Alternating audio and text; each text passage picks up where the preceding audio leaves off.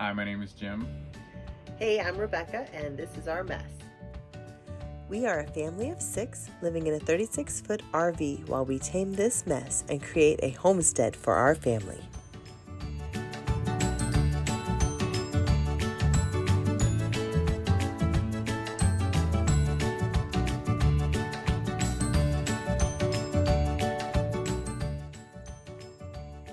Last weekend at the mess, we had the pleasure of hosting Tony Pike of Ancient Wisdom Survival School.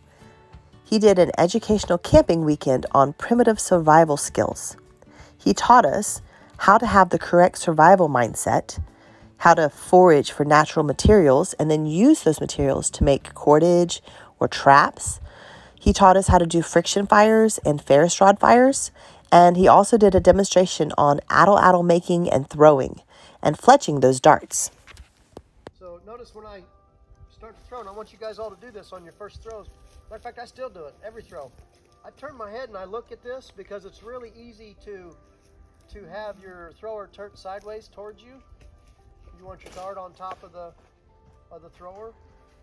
You're just gonna pinch that between your finger and thumb.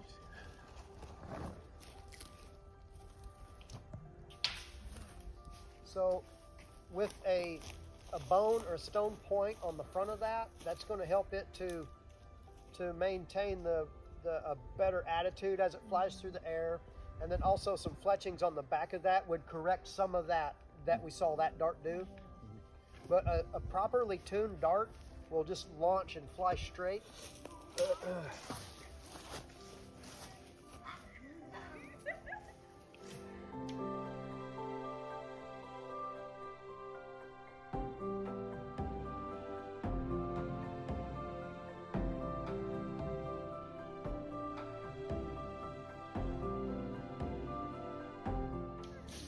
Flew pretty decent. Yeah.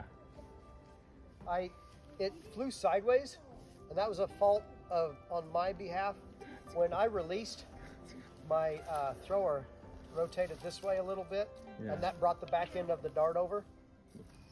After the demonstration, we moved into creating our own addle throwers and darts, including learning how to fletch. You see how I got that one started? Just pinch it right up at the tip and pull straight down on it. So I like to peel, so this is the face of the feather. Okay? I like to have it up at me, and I peel slightly, just barely, not exactly straight back down on the feathers, but just barely this direction. So if you're pulling this way, then it's backwards, and you'll have to pull down a little bit. It might be a little bit harder to do. So I try to, part of the reason I'm sticking this in my belt is when I grab this, I'm straightening out that quill a little bit with my right hand. That helps the fletch to come off more even.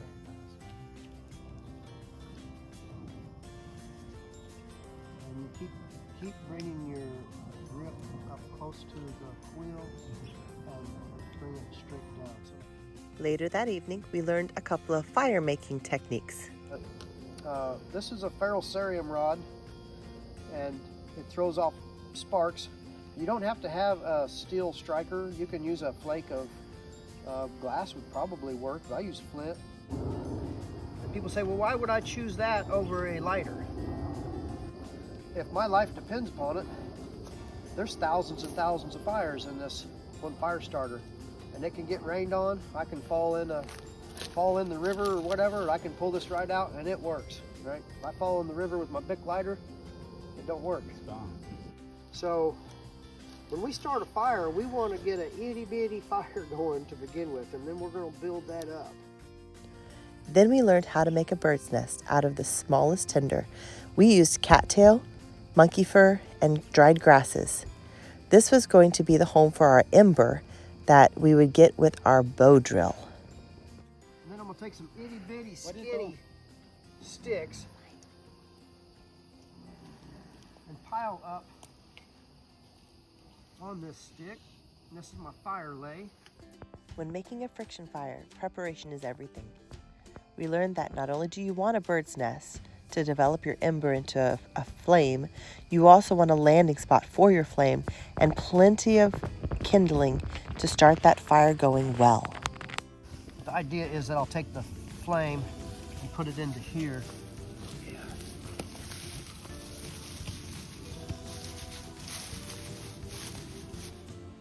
Once everything was set up, it was time to start the friction fire. Here, Tony and Jim are demonstrating a two-man bow drill technique. Now when you set into position to do bow drill, you want to take and put your bicep on the top of your knee. You'll take this bone right here and put it against your shin bone, and then this thumb bone right here, you wrap it around. So you got 3 points of contact, 1 here, 2, and 3. And this, you don't want your hand to be able to move, and that's why we have that third locked in position. Okay, you want to be careful. You want to have your bird's nest close to your foot, but you don't want to hit it with your bow. So, see how his wrist is trying to move around? How I can help him the most? You get caught on your shoe? I'm going to let him lead. I'm just going to assist him a little bit.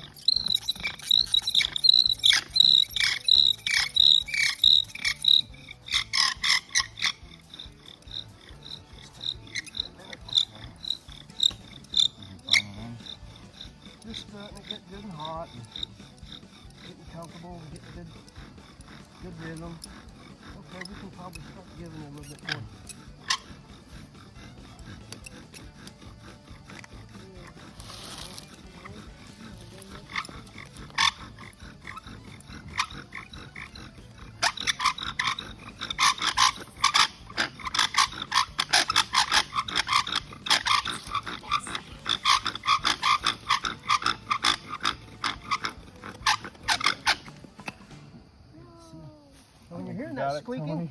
When you're hearing that squeaking happening, it means your wood is glazing and you need more down pressure.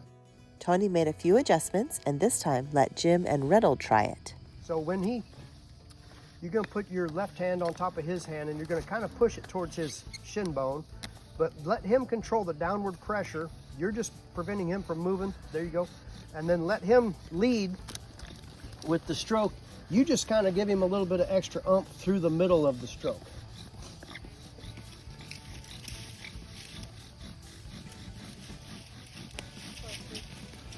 Look at all the smoke. Mm-hmm. Don't worry.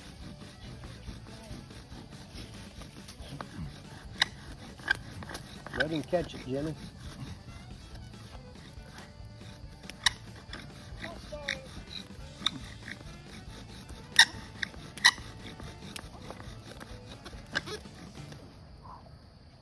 I think we got it though. I think. Looks like it's still smoking. And then just let it sit. You let it sit? Yeah. Don't grab it. So How quickly do you put it in the bird's nest? Jimmy will take his hand and hold the hearthboard down. Jimmy, hold the hearthboard down and take your foot off. Now take your spindle in the right hand. Tap it. Pick it up and rock it towards so that you're knocking all the dust onto the ember.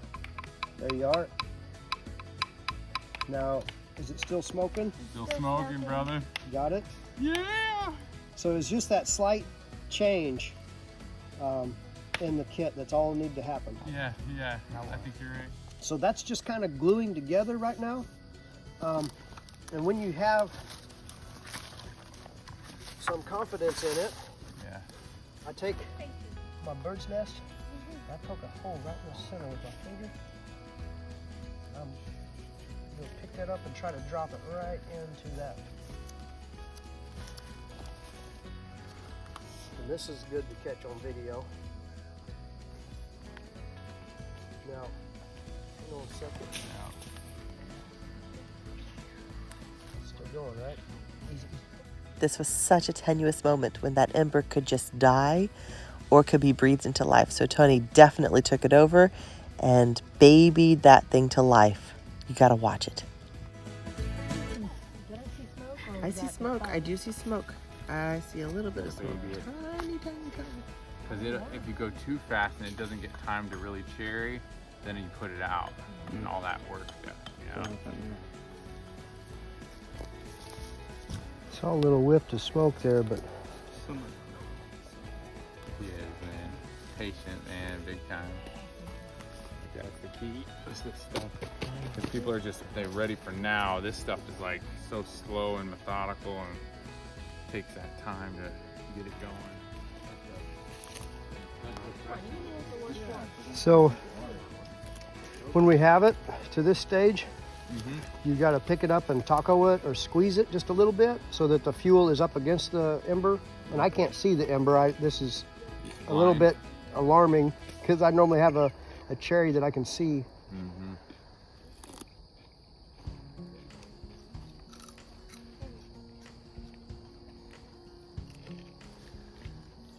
That's awesome. You got it, man. And just waiting sometimes, just being patient with it and not giving up. This is like a baby. Mental attitude. This is our little baby fire. We want to be very careful and very gentle with it. Don't want to blow on it too hard. Don't want to squeeze it too hard. We'll let it grow. There's my cherry. You can see it in there now. Now you see that smoke, that's when you know you got it. You got it. Yes. Oh, you see there some it goes. flame? Oh yeah. But flash tender is about to go. Yeah. And that's the cattail, right? Yeah. And you can use thistledown, milkweed pods have the same thing. Dandelion heads, those little puffball things. Yeah. I love that smell. And we don't have a fire yet, right? We can still lose it. Yeah. That's what's so like scary. It's like you're like there, but almost not quite.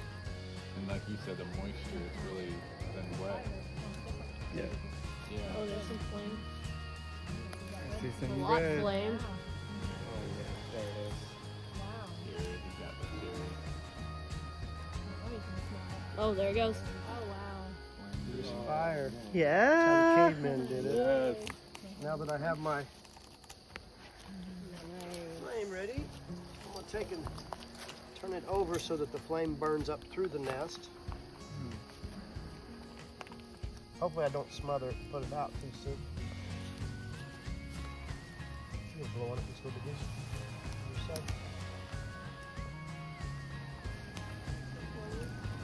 So now we're stepping up our fire from the grass to the itty bitty twigs. And hopefully that'll stay sustained. And literally, it was that close to going out from here. Like literally, just that close, man. Got to keep nurturing it. Yeah, and I was going to point out that that hat is a handy way to get some oxygen to it.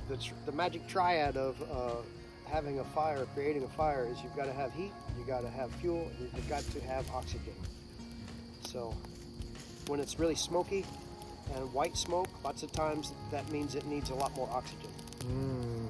See, now it's not smoky. So now we got two fires. That one was a lot more work. Very, very rewarding though. Right? Oh, it's That was totally cool, worth it. Jimmy. Wasn't it? That's your first involvement on friction fire? Yeah, absolutely. Heck That was yeah. my first successful friction fire. No I've way. done a lot of friction fires, but no successful ones. So It was such a great weekend, and we learned so much. I wish I could show you everything, but the video would be much too long. But we are planning on bringing Tony back next year for another event. welcome to the mess, Welcome to the mess. where God takes our mess and makes it His best. Yes.